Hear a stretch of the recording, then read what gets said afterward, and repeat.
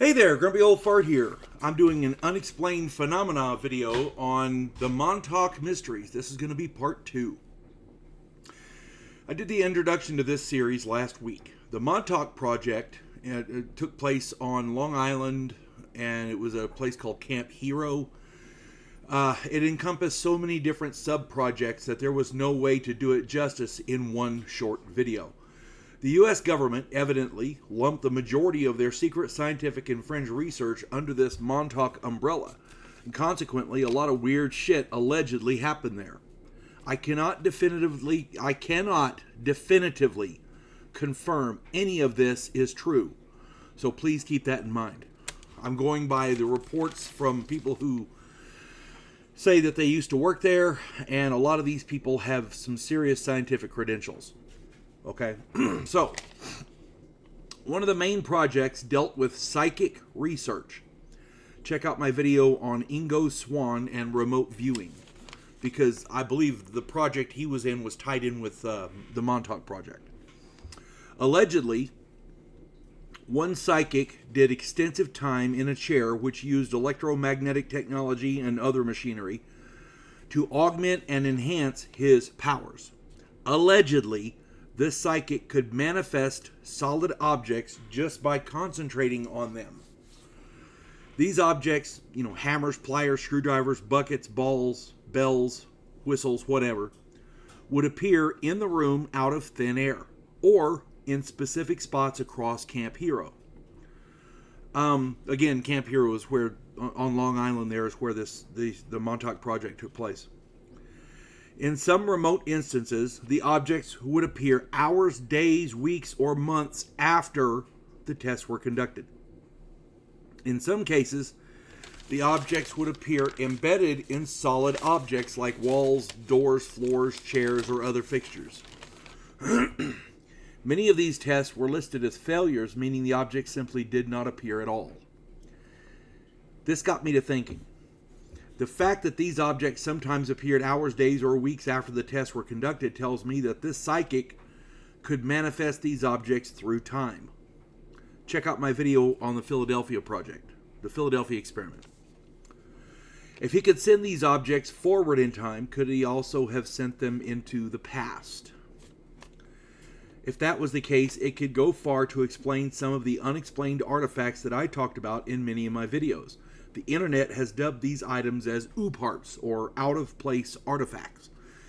What if these tests that were listed as failures, what if some of them weren't failures? They just appeared in the past and we didn't know about it. You see what I'm saying?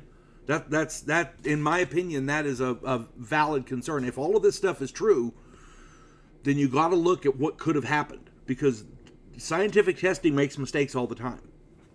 What if this psychic sent a hammer to a point in time millions of years ago and it appeared embedded in stone near London, Texas? What if this psychic sent an iron pot to Oklahoma millions of years ago and it appeared inside a coal seam? Maybe he sent a small ornate gold chain millions of years ago into the past and it appeared inside a coal seam. I've done videos on all of these. Check out my videos on the London hammer, the Oklahoma pot, and the Morrison chain.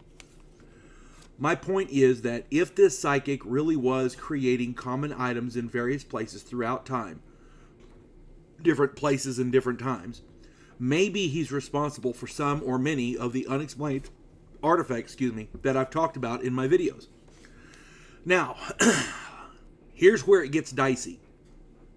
Let's take the next logical step. The Montauk Project at Camp Hero on Long Island was a military project. Imagine if a psychic could use this equipment to send an explosive device through time to eliminate an enemy before he became a huge problem. Such an explosive device could be extremely effective and virtually untraceable.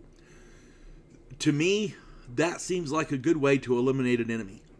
From a military standpoint, notwithstanding, if you don't give a shit about morals and people's rights and collateral damage, then amen, that's a great way to eliminate an enemy. You know what I'm saying?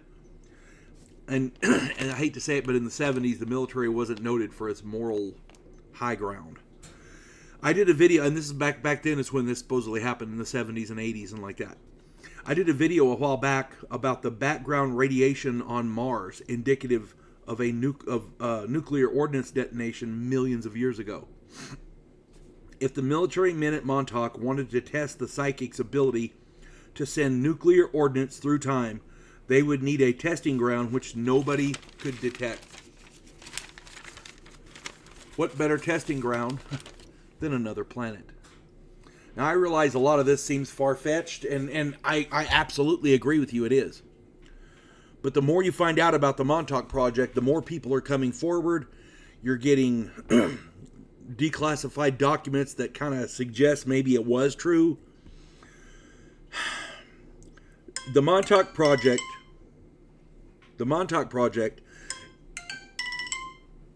Boy, somebody wants to get in touch with me in just a moment. The Montauk Project, dealing with this psychic manifesting objects through time, opens up a lot of possibilities. These possibilities would certainly explain a lot of the unexplained phenomena that we talk about I talk about in my videos and other people's as well.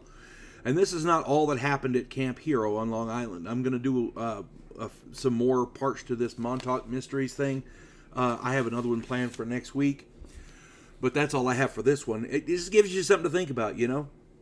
If you enjoy my content, it would really help me out if you could hit the like button, subscribe to my channel, share my content on all of your social media platforms, and post a comment or two. Remember, I welcome your comments, even if you disagree with me. And check me out over on Rumble for my political commentary and weekly current events. If you enjoy a good book, check out my author page on Amazon.com. My pen name is H.L. Anderson. You can find all of my books there, including the one pictured here, The House Off Farrago Road.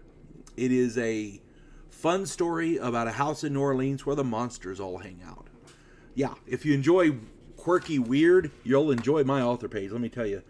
H.L. Anderson on Amazon, and if you get a chance, check them out. Find something you like. I hope you enjoy reading it. But that's all I got for this one. Hope this finds everybody well, and I hope everybody has a Merry Christmas. You folks have a good one. God bless one and all.